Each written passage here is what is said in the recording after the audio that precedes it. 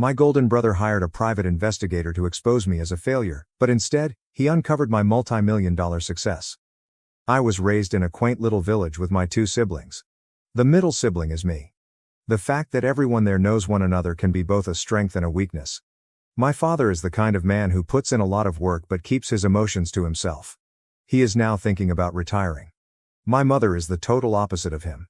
She has consistently maintained the house and upheld the traditional ideals she was taught growing up. My parents are both from traditional, religious families. They are my parents, and I love them, but I've always felt that I didn't live up to their standards. The fact that they appear to view me as the family's disappointment hurts. In contrast, my older brother is the family's golden boy. At 40, he settled down and married a calm, reticent woman. Their two sons have a strong interest in sports, particularly rough and tumble sports. To put it mildly, they're a pain. My brother appears to feel it is his duty to guide me in life. He works as a car salesperson at a local dealership. His mentorship, however, feels more like him treating me like a project he can't manage, as if I'm always in need of assistance and should be appreciative of any time he spends with me. He presents a picture of a wonderful existence, talking about his athletic children, his powerboat, and his ATVs, but his counsel frequently comes off as boasting about his big house, fancy cars, and his so-called trophy wife. I feel even more alone as a result of this. I was the sensitive child at school who frequently broke down in tears and appeared to always find an excuse for why things didn't go as planned. I wasn't a strong, tough child or athletic. As an alternative, I was made fun of and kept out of most activities. Having asthma made me feel even more alienated. The worst thing? Asthma is not considered a significant medical problem by my parents. Furthermore, I have battled depression for as long as I can remember. I was never the kind of child who could run down a field or throw a football straight. My parents frequently made remarks about how I wasn't as intelligent or gregarious as my older brother and frequently made comparisons between us. School was challenging. I had a poor 2.5 GPA when I graduated from high school. After saving up some cash, I enrolled in college, but I left in my second year. A family controversy resulted from such choice. In a sense, my younger sister was the princess of the family. I don't know much about her because I left when she was a teenager. The main reason I feel this way about her is because I have seen her as an adult. She is not a horrible person and is merely a little overindulged, but, maybe because it's simpler than being the target herself, she frequently treats me the same way my parents and brother do. She had a beautiful wedding, was married when she was 19, and has 3 kids now. I can best identify with her middle child. I guess I see a little of myself in her because she's also the middle child. She gets mocked a lot, and maybe because her problems are similar to mine, I feel like I know her better. After I graduated from college, I really began to embrace my shy, nerdy side.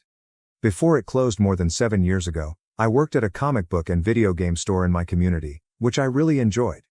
Even though I have moved on, my parents still behave as though I work there. The best part of my position at the store was getting to know another geek with huge ambitions. We co-founded a successful IT support business together. My business partner ultimately made the decision to sell our company to a bigger corporation.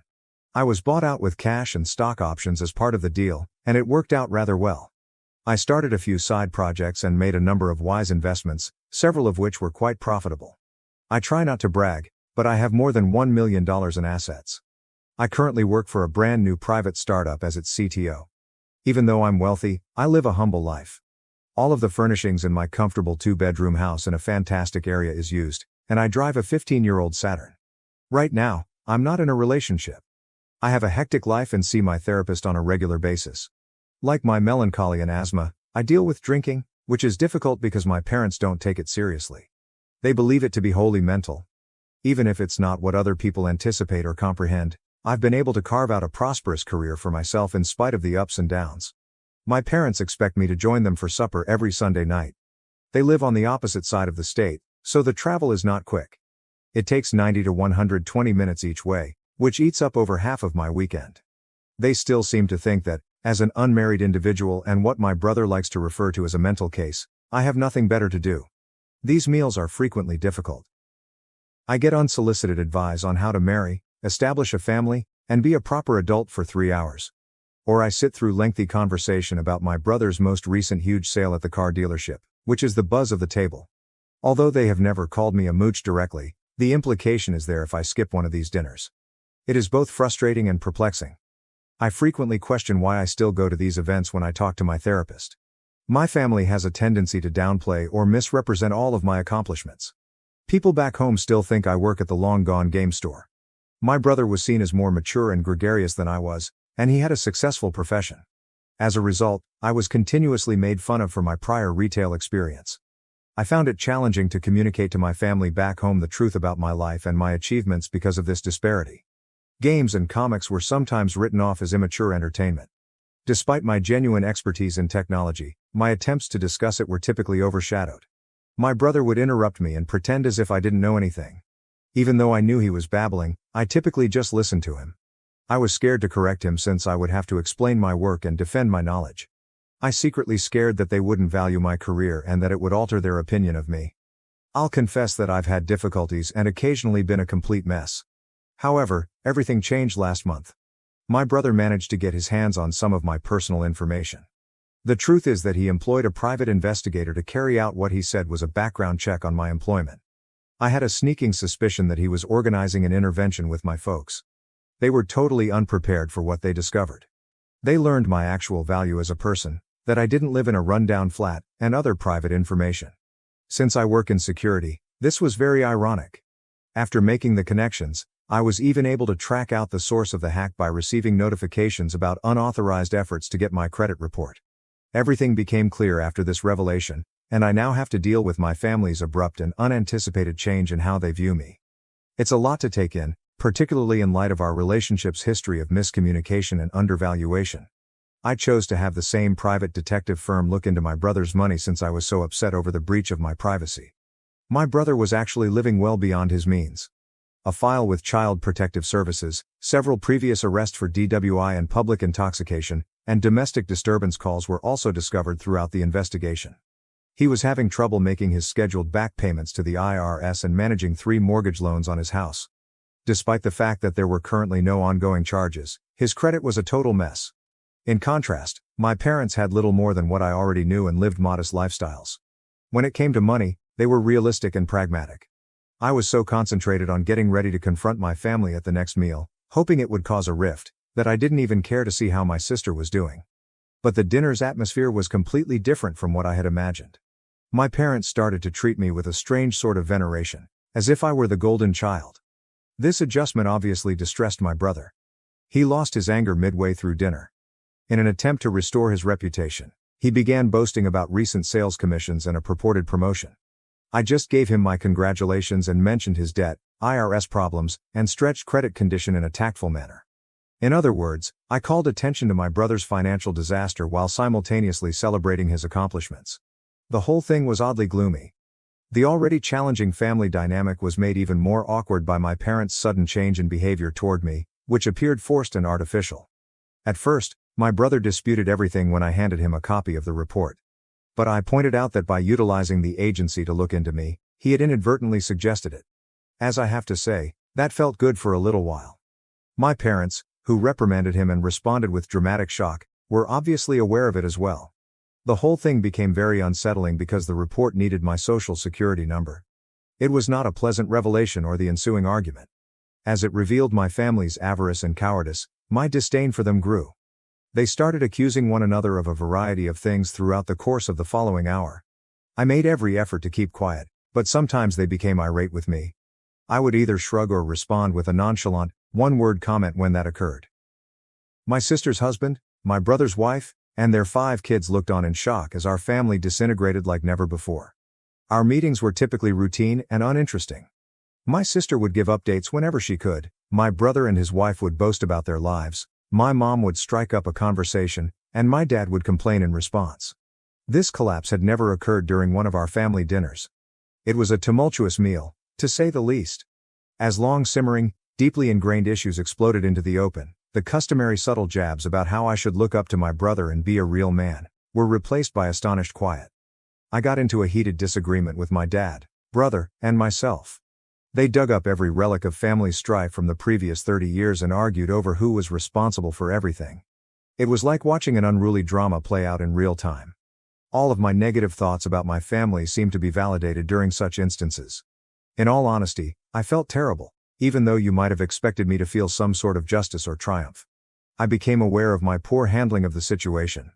Although I was well aware of these flaws, what had I meant to accomplish by making my brother's wrongdoings public? His children now know about his tumultuous history, which I had not wanted them to. When my brother yelled at me in a fit of wrath, the situation reached a breaking point.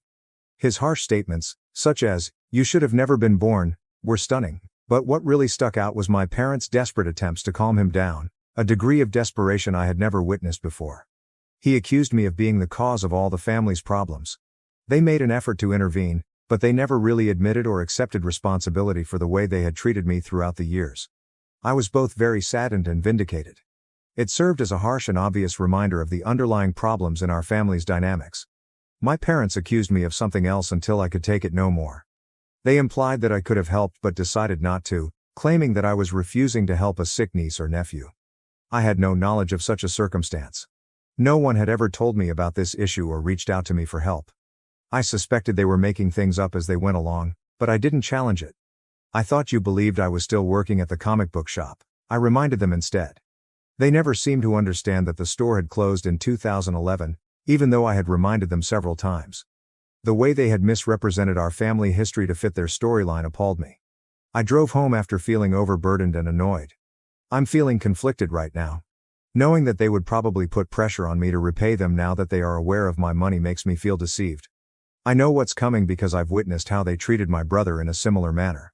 However, I also recognize and value the fact that my parents provided for my basic needs as a child, including clothing, food, and housing. It will be difficult to navigate this labyrinth of thankfulness, bitterness, and freshly set boundaries. I'll probably need my therapist's assistance to process this change in dynamics. It's obvious that establishing clear limits going forward will be essential. Growing up was challenging because, to be honest, I was never the favorite child in my family. My brother mistreated me, but my parents did little to stop it, even though they never physically beat me. My parents responded as though nothing was wrong whether he kicked, hit, or said extremely terrible things. They completely disregarded it. It is really concerning that they do not consider verbal abuse to be damaging or real. Verbal abuse is terrible in and of itself, but it is even more painful when the people who are there to protect you choose to ignore it. I've had enough of fighting this for years. Even though I am aware that they are my family, I feel the need to keep a permanent distance. Although I wish them well, I think it will be better for me to go on and begin a new chapter without them. If I discover someone amazing, like a girlfriend, and we decide to be married and have kids, what will happen? Then, how will I deal with these problems with my family? It may get rather complicated, so I'm attempting to figure it out. How can I introduce my new family to my family if I'm not talking to them anymore? I have a lot of questions about what lies ahead. Prior to reading the update, allow me to give you some advice. Your family didn't appreciate you as a person if they merely wanted you around to boost their self-esteem. They want you around to take advantage of your wealth now that they are aware of your financial achievement. You are not defined by your family. According to everything you've said, they, not you, are the issue. You come across as a good-hearted, diligent individual who endured harsh treatment in your family circumstances. Put your phone away and carry on with your life. You've done a great job creating your own life. Reduce the amount of time you spend with your family as much as you like. They only want your money, and you know it. As a result, you can communicate with them however you see fit. Stay in touch with your therapist to help you move into a life where they don't hold you back.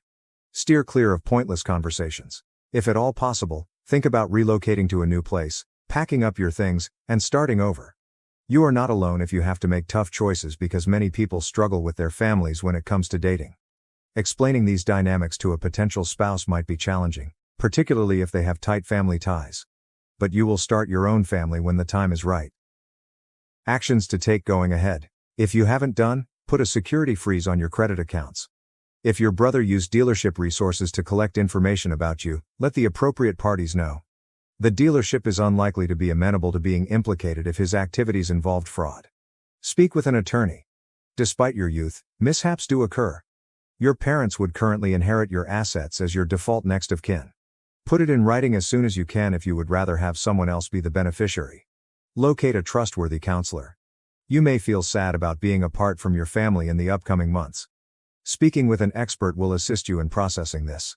Update. Following the family dinner argument, it was like leaving a battle zone when I got home. I flew across the quiet nighttime road with nothing but my thoughts. I knew that something needed to change as soon as I pulled into my driveway. If I didn't want to go insane, I had to quit throwing family dinners.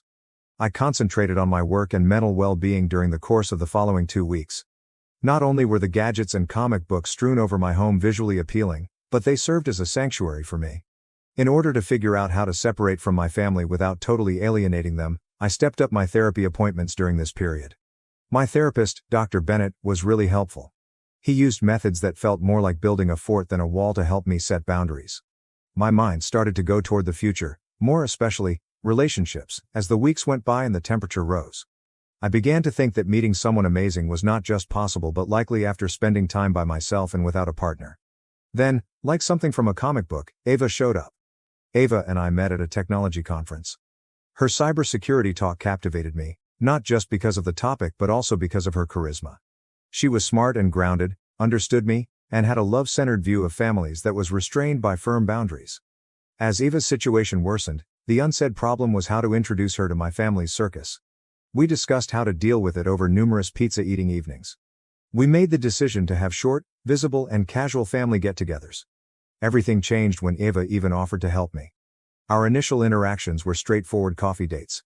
I reintroduced myself to family gatherings while Ava was around. Naturally, the first few times were really uncomfortable. My parents were too polite and wary, as though I may vanish at any moment. In contrast, my brother looked to be attempting to express a lot but was having trouble finding the perfect words. But my sister and her kids were a pleasant diversion. My sister's middle child, who looked a lot like me, was instantly won over by Ava.